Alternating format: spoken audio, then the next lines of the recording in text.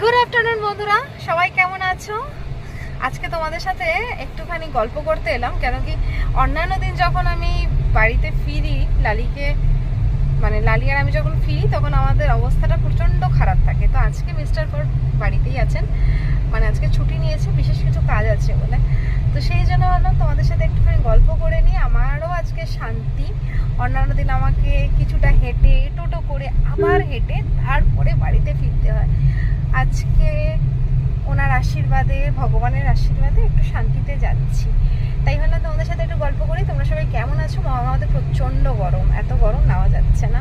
আর এখন আমরা লালিকেও নেব, লালিকে নিয়ে তারপরে ঘরে যাব।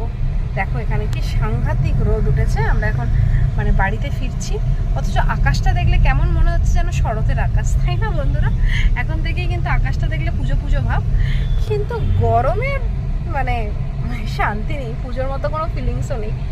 যাই হোক, চলো আজকে জানি না একটু বিজি থাকবো, ভয়েস ওভার দিয়ে ভিডিও বানাতে পারবো নাকি, সেজন্য মাঝে মাঝে তোমাদের সাথে এরকম গাড়িতে গল্প করতে করতে আসবো যাবো, ঠিক আছে?